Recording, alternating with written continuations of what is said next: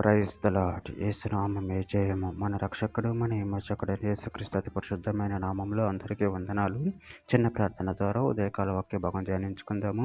పరిశుద్ధుడ మహాగణుడైన దేవ యేసయ్య, సర్వాధికారినైనా మీకు వేలాది వందనములు, కృతజ్ఞత స్తుతి స్తోత్రం చెల్లించుకుంటున్నాను దేవ ఉదయకాలం ప్రభు వాక్య భాగం ధ్యానిస్తుండగా వాక్య భాగం మాకు అర్థమవునట్లు సహాయం చేసి మీ కృపలో బలపరిచి మీకు మాదిరిగా మమ్మల్ని నడిపించి మీ చిత్తాన్ని మా జీవితంలో జరిగించమని చిన్న ప్రార్థన యేసునామములో అడిగి వేడుకుంటున్నాను తండ్రి. ఆమెన్.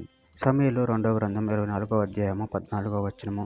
అందుకు దావీదు, నాకేమీ తోచకున్నది, గొప్ప చిక్కులలో ఉన్నాను. యెహోవా బహు వాత్సల్యత గలవాడు గనుక మనిషిని చేతిలో పడకుండా యెహోవా చేతులను పడుదము గాక అని గాదుతో అనెను. ఆమెన్. దేవుని వాక్య భాగం దీవించును గాక. ప్రభు నుండి ప్రియులారా, ఇక్కడ వాక్య భాగంలో గమనించినట్లయితే, అందుకు దావీదు, నాకేమి తోచకున్నది, గొప్ప చిక్కులలో ఉన్నాను. యెహోవా బహు వాత్సల్యత గలవాడు గనుక మనిషిని చేతిలో పడకుండా యెహోవా చేతులను పడుదము గాక అని గాదుతో అనెను. అదేవిధంగా వాక్య భాగంలో గమనించినట్లయితే నిర్గమకాండం 34వ అధ్యాయం 6-7 వచనాలు, అతని ఎదుట యెహోవా అతని దాటి వెళ్ళుచు, యెహోవా కనికరం, దయ, దీర్ఘశాంతం, విస్తారమైన కృపా సత్యములు గల దేవుడైన యెహోవా. ఆయన 1000 మందికి కృపను చూపుచు దోషమును, అపరాధమును, పాపమును క్షమించును గాని ఆయన ఏమాత్రం దోషులు నిర్దోషులుగా ఎంచక 3-4 తరముల వరకు తండ్రుల దోషము కుమారుల మీదకి, కుమారుల మీదకి రప్పించునని ప్రకటించెను. కీర్తన గ్రంథం 51వ అధ్యాయం 1వ వచనం. దేవా, నీ కృప చొప్పున నన్ను కరుణింపుము, నీ వాత్సల్యత బాహుళ్యం చొప్పున నా అతిక్రమములను తుడిచివేయుము.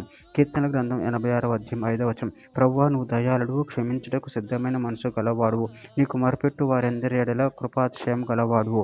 కీర్తన గ్రంథం 145వ అధ్యాయం 9వ వచనం. యెహోవా అందరికి ఉపకారి, ఆయన కనికరములు ఆయన సమస్త కార్యముల మీద నున్నవి. యెషయా గ్రంథం 55వ అధ్యాయం 7వ వచనం. భక్తిహీనులు తమ మార్గమును విడవవలెను, దుష్టులు తమ తలంపులను మానవలను. వారు యెహోవా వైపు తిరిగిన ఎడల ఆయన వారి యందు జాలిపడును, వారు మన దేవుని వైపు తిరిగిన ఎడల ఆయన బహుగా క్షమించును.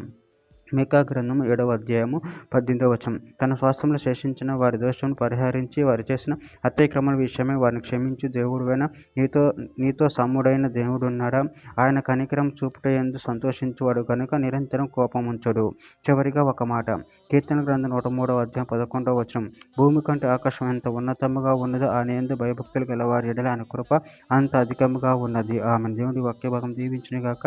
చిన్న ప్రార్థన చేసుకుందాము. పరిశుద్ధుడా, ప్రేమగల దేవ యేసయ్యా, మీరు ఇచ్చిన వాక్యదానాన్ని బట్టి ప్రభావం మీకు కృతజ్ఞతలు చెల్లించుకుంటాను తండ్రి. మీరే బహు వాత్సల్యత గల దేవుడే ఉన్నారు తండ్రి. మేము మీ యందు భయభక్తులు కలిగి నిన్ను మహిమపరిచి గణపరిచేవారు మన శక్తిని బలాన్ని అనుగ్రహించి మీ ప్రేమ కృప మమ్మల్ని బలపరచండి, సరిపరచండి. మీకు మాదిరిగా మమ్మల్ని నడిపించమని చిన్న ప్రార్థన యేసుక్రీస్తు పరిశుద్ధమైన నామములో అడిగి వేడుకుంటున్నాను తండ్రి. ఆమేన్.